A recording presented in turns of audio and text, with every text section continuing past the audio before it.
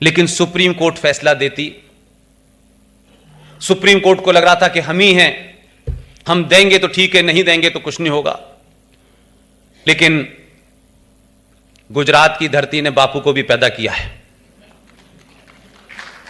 आपके बारे में बड़ी गलत राय बन चुकी थी हिंदुस्तान में, बड़ी गलत राय थी कि आप तो ऐसा आदमी पैदा करके भेजते हैं जो एक चांटा मारो कहता है ये भी गाल पे मारो। लोगों ने यही इमेज बनाई आपके बारे में, यार ये मीठा खाते हैं, शरीफ लोग हैं, ये लड़ने वड़ने वाले लोग नहीं हैं।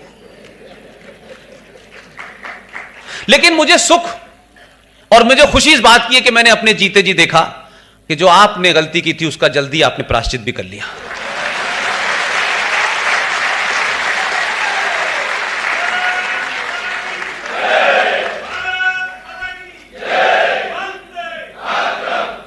लोगों को लगा कि 2014 में नहीं ऐसा नहीं है, गलत छवि बन गई है इसकी, ऐसा कतई नहीं है। लोग उस पर भरोसा नहीं कर रहे थे, मान ही नहीं रहे थे, जबकि उसने अपने 15 साल की ट्रेनिंग में कई बार यह सबूत दिया कि मैं गांधी का वंशज नहीं हूं।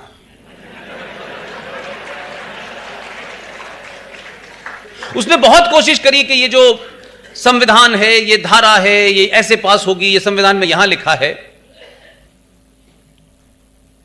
और कोर्ट में जो लोग साल 1.5 साल पहले सुप्रीम कोर्ट के 4 महान जज, उसमें से एक वर्तमान इस समय चीफ जस्टिस ऑफ इंडिया है, अल्लाह उनको सलामत रखे, वो न्याय मांगने के लिए पब्लिक के सामने आए थे कि हमें न्याय नहीं मिल रहा है।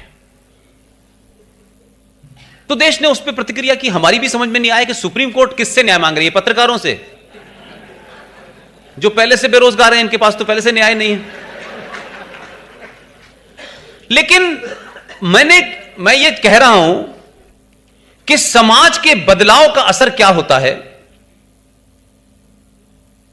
कि जिससे वो न्याय मांग रहे थे उसने 2019 में उनकी सुन ली।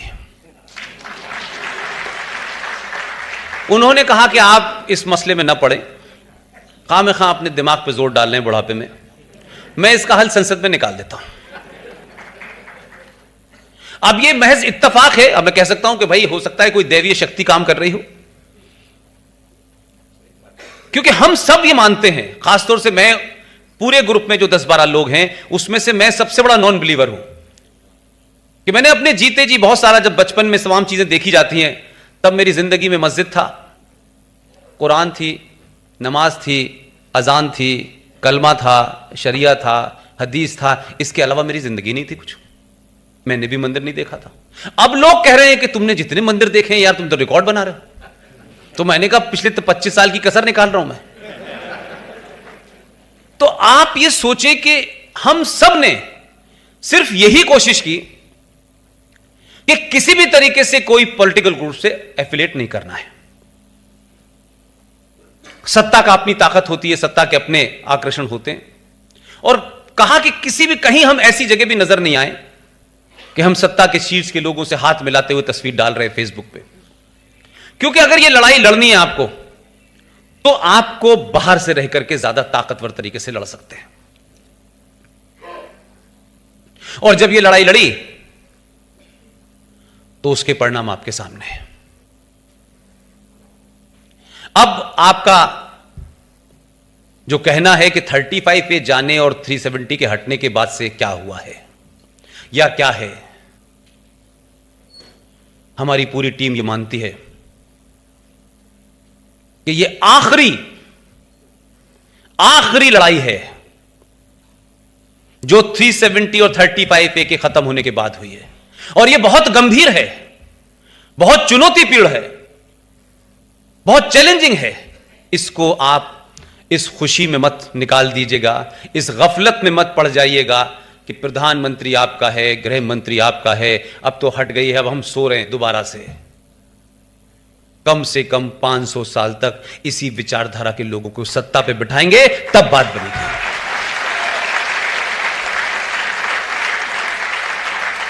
इसलिए पार्टियों का महत्व नहीं मानता मैं। पार्टियों में तो लोग ऐसे भी आ रहे हैं, वो एक राजनीतिक खेल है और उसको मैं इसलिए सही मानता हूं कि हम लोग अक्सर जो है ना कुछ चीजों का गलत तरीके से लेते हैं। अब राजनीति के अपने खेल के नियम हैं। अब वो नियम मेरे लिए नहीं बदल सकते। अगर मुझे लगता है कि ये खराब हैं तो मुझे नहीं जाना चाहिए। अगर हॉकी के मैदान में आप उतरे और कहें कि नहीं क्रिकेट के नियम से हॉकी खेली जाएगी तो आप जीतेंगे या हारेंगे? लेकिन होता यह है कि चुनाव जीतना चुनाव हारना वो एक अलग मैथमेटिक्स है, उसका विचारधारा से कोई मतलब नहीं है। वहां एक ही विचारधारा है, किसी भी कीमत पे जीत चाहिए। जब आप जीतेंगे और सत्ता में बैठेंगे तब उस जीत के बाद अपने प्लान को इंप्लीमेंट कर पाएंगे। लिहाजा ये तमाम सारे लोग जो आज आपकी इस महफिल की रौनक बढ़ा रहे हैं,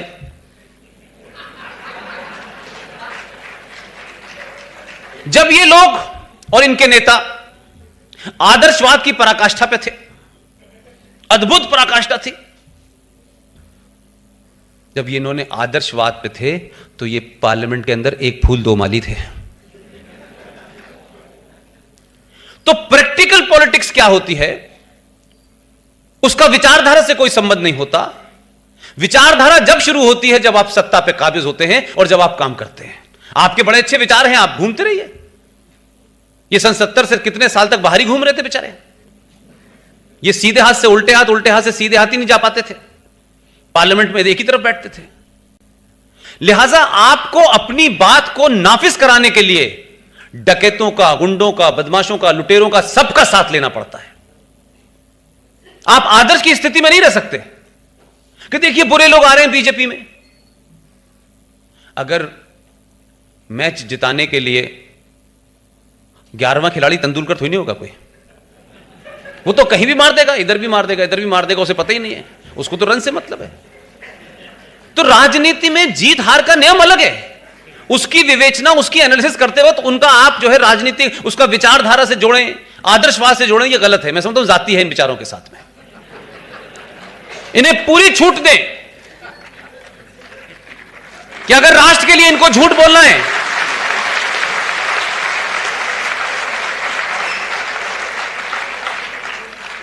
ये जब जीत जाएं तब इन्हें छूट न दें, तब नहीं छूट देंगे। सिर्फ वहां तक के लिए छूट है कि मैच जीतना था। अब जीतने के बाद राष्ट्र पहले है और आप बाद में हैं।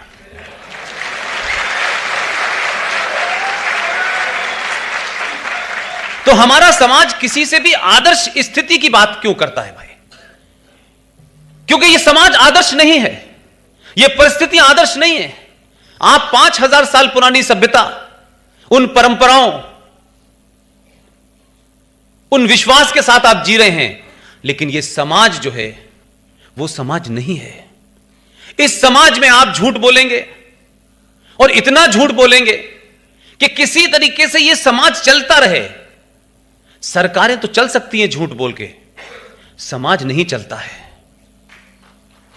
समाज अगर झूठ पे खड़ा हो जाएगा तो राष्ट्र टूट जाएगा।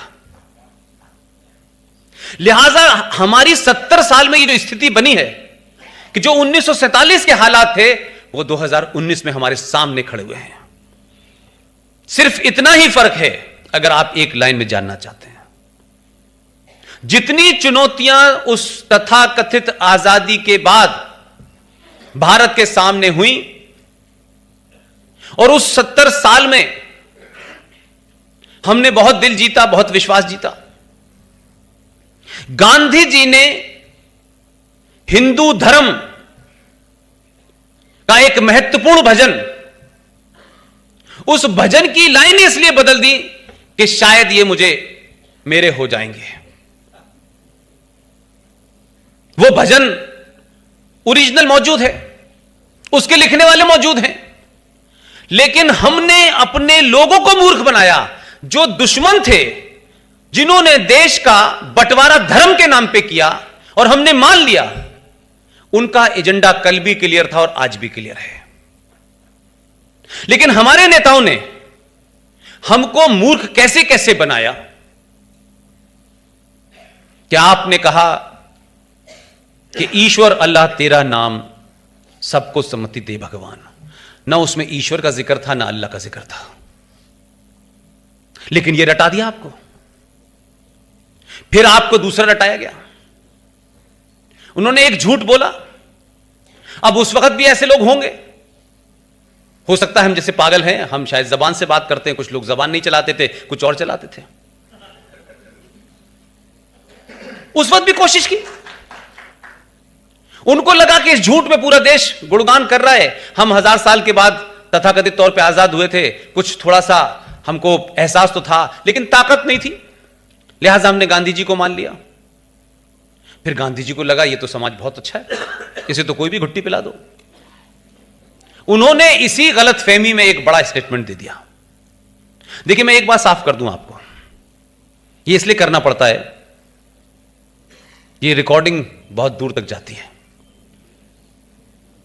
किसी भी बड़े नेता की शान में, और जहां से मैं पैदा हुआ हूं, जहां मेरी तालीम और तरबियत हुई है, वहां जो उम्र से बड़ा है, चाहे वो कितना भी गरीब है, उसकी इज्जत जरूरी है, उसके पद से कोई लेना देना नहीं है। लिहाजा मैं किसी नेता को, वो चाहे बापू हो चाहे कोई हो, उनकी शान में कोई गुस्ताखी नहीं करना चाहता, लेकिन मुझे 2019 के भारत को सच जानने का अधिकार है। अगर उस सच में गांधी जी भी आड़े आ रहे हो तो उन पे भी बात होनी चाहिए।